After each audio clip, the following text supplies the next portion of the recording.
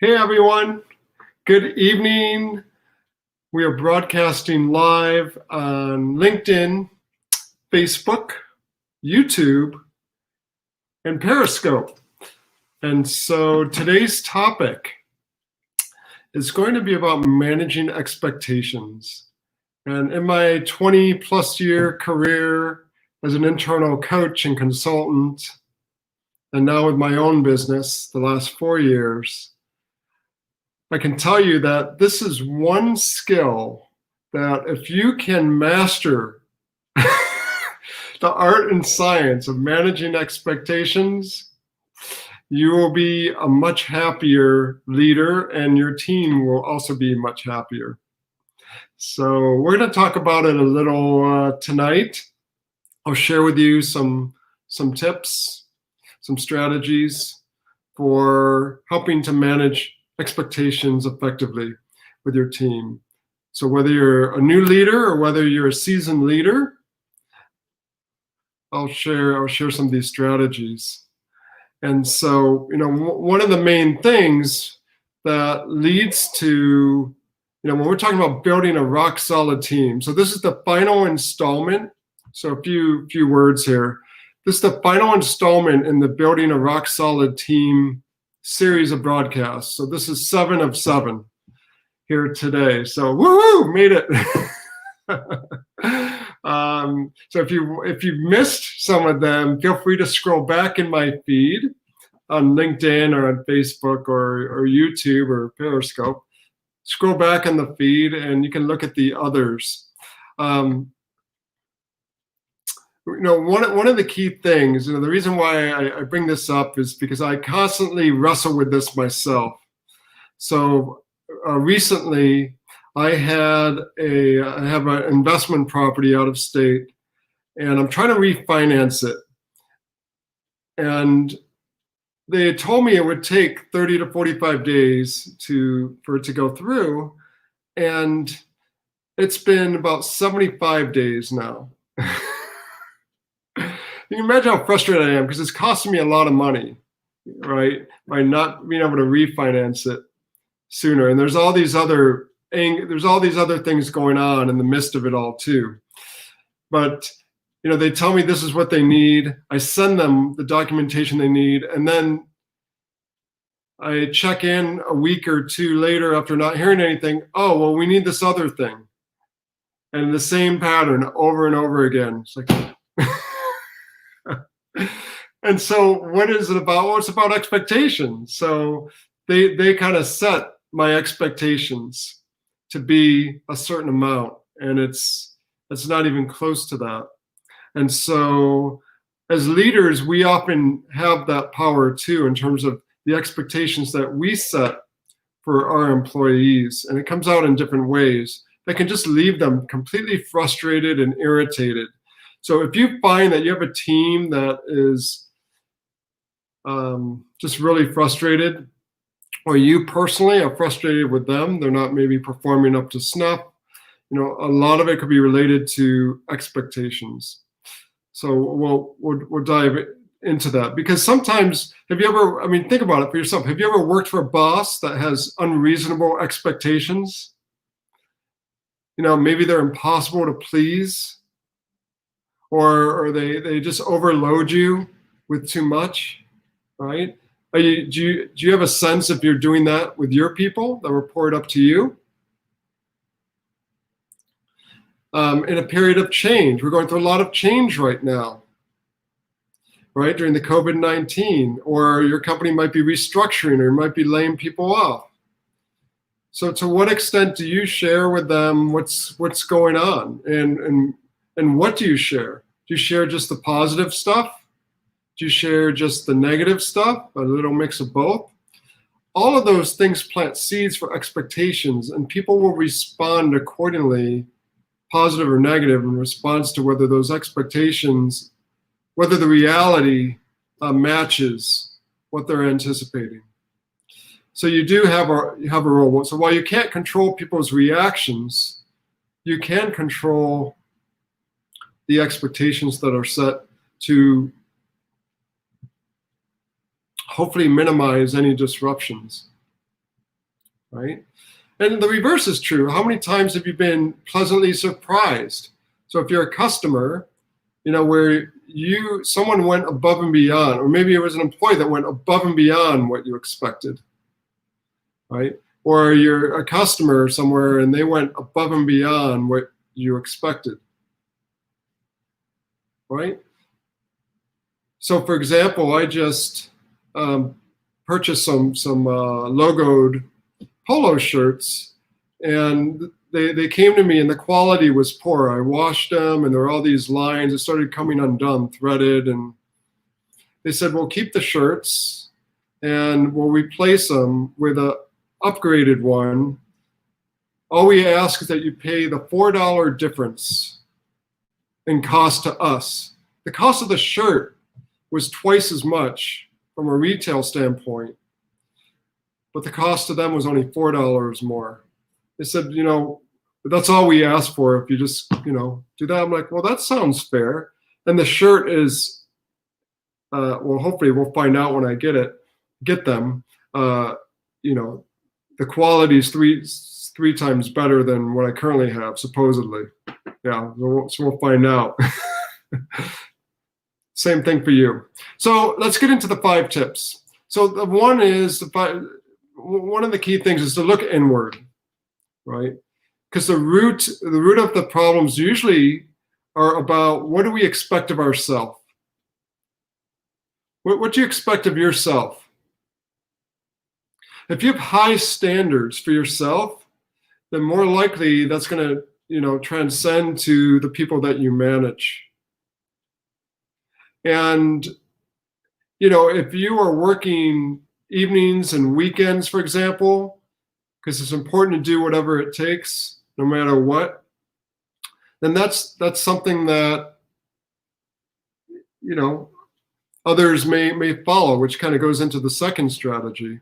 And that is, do you set clear expectations for others?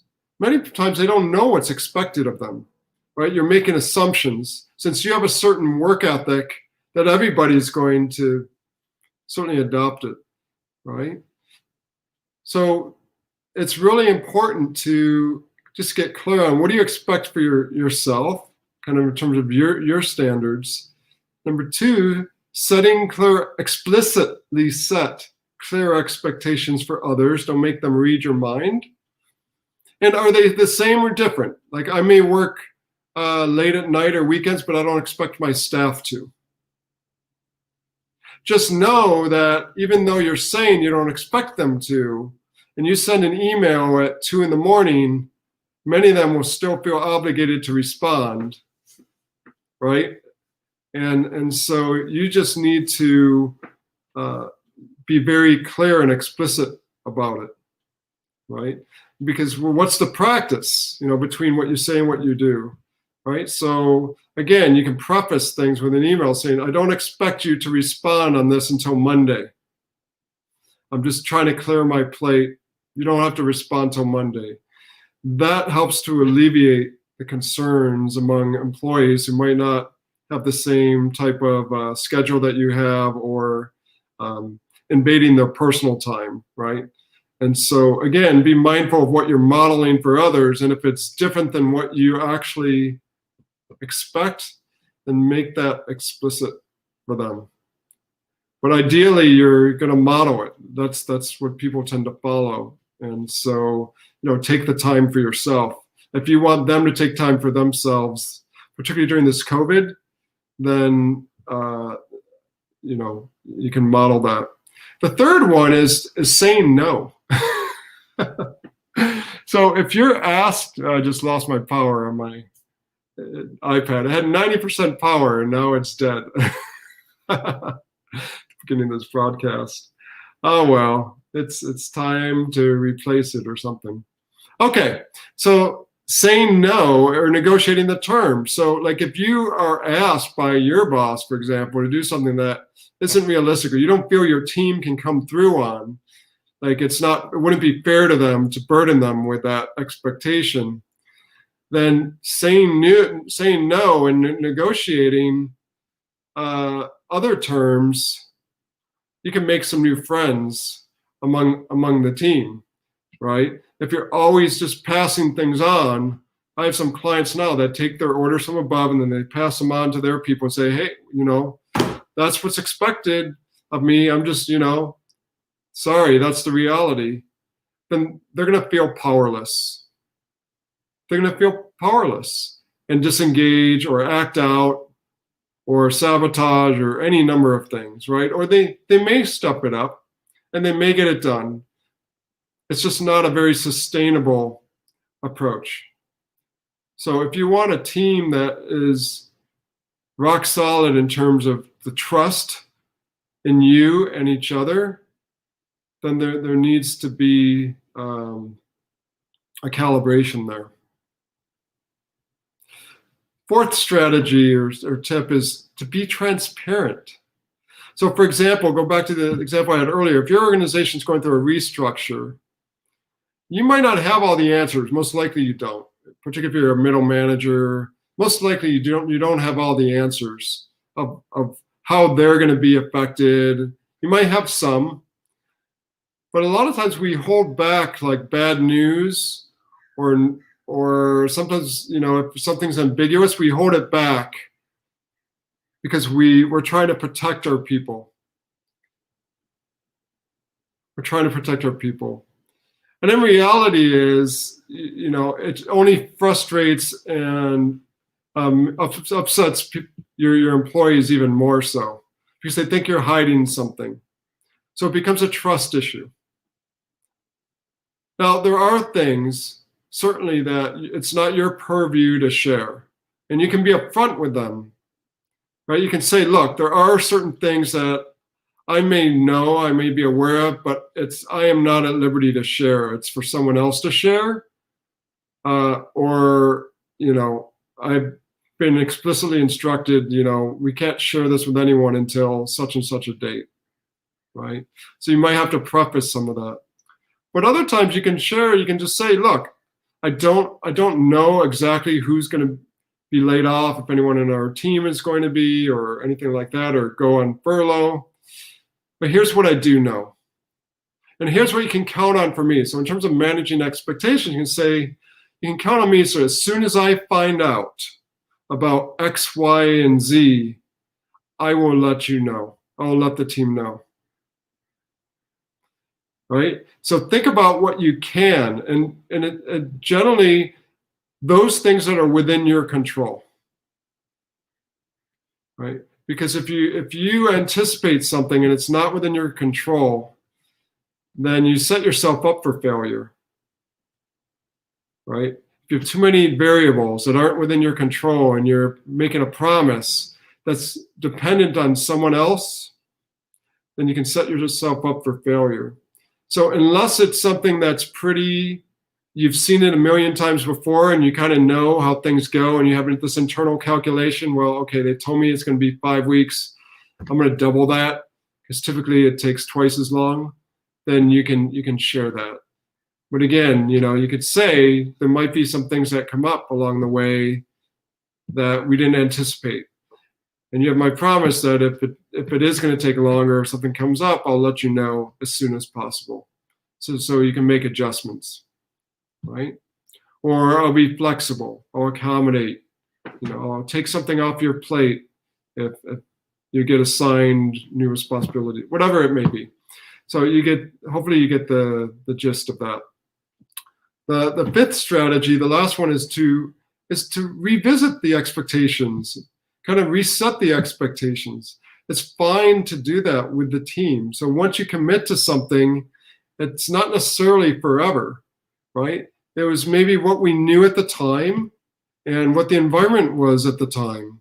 And so now, flash forward a few days later, a few months later, a few years later, circumstances change. So just being transparent and saying, look, we need to reset, we need to renegotiate this. I know I agreed to, or it might be something you agreed to. I know I agreed to this a few years ago or a month ago, but it's not working out for me. It's not what I anticipated. And so I'd like to, negotiate something new. Make sense? So those are my strategies. One is look inward, be very aware and mindful of your own expectations, because that has ripple effects for what you tend to expect from others and the standards you set for others in terms of holding them accountable for what they promise you and all of that. Set clear expectations for others, be explicit, okay? And ideally role model those so there's consistency and integrity. The third is being able to say no or negotiate the terms of something. What's going to be more realistic? The fourth is to be transparent. It doesn't mean you have to know all the answers. It doesn't mean you have to share every single thing. Be as transparent as possible to ensure that you have maintained that trust and build that trust. People will respect you for that. And lastly, revisit the expectations and reset them as needed, based on what the current situation involves. And do your best to honor, the whatever you had committed to before, assuming it's relevant, but things do change. So that's it. And that's kind of the last installment of this series. And so we talked about, just to recap the entire series, we talked about defining your mission or charter. That was 7 weeks ago. Then we talked about establishing clear goals. We talked about establishing team norms, shared some examples. Identifying shared values, shared some examples of that as well. Creating a shared vision. Clarifying roles and responsibilities, and of course, managing expectations today. So these aren't the only elements of building a rock-solid team. They are, though, core elements that I've discovered over the last 20 years as an organizational development consultant, as a coach, and building high-performing teams and helping leaders build high-performing teams. And so I encourage you to take a look at those. And if you need help, we're here. High Five Career Coaching is here. I've got a team of consultants and coaches available to help you take your team to the next level. So feel free to reach out to me on LinkedIn. That's probably the easiest way. Or email me, mike@mikegelman.com. And we'll set up a call, and you can share with me kind of what's going on, and we can explore some options. Hopefully, this series has been helpful for you, and you've been able to take away some gems if you're watching this. And I invite you to share this with this video, this broadcast, or some of my other ones with anyone in your network that you think it would help, or anyone that you think would be worthwhile for us to get acquainted, So would appreciate any referrals. I would appreciate any inquiries, and I'm happy to be a further service and help to you and to your organization. So thank you all. Next Tuesday, we will start a new series of broadcast, same time. So it'll be every Tuesday. And it will be a series about engaging your employees. Engaging your employees. So we're going to drill down a little bit in terms of some key strategies for doing that. And we're going to start with addressing team conflicts. Addressing team conflicts. So that one I could do a 7-part series on its own, but we're just going to focus one session on that for next week. So addressing team conflicts, developing high potentials. I'm going to give you kind of a little forecast here. Mastering motivation, okay? Effective career conversations with people. So these are some things that will help engage your team. So this will be another 7-part series, give or take. And I look forward to seeing you on there. And then Fridays, join us on Fridays at noon, our High Five Fridays, and you get to ask whatever questions you want. live. Just kind of chat it in and I'll respond, or email me, message me during the week. Send me your questions and I'll be happy to just answer them on Friday's broadcast. So thank you all for watching, and have a fantastic evening. Take care. Bye-bye.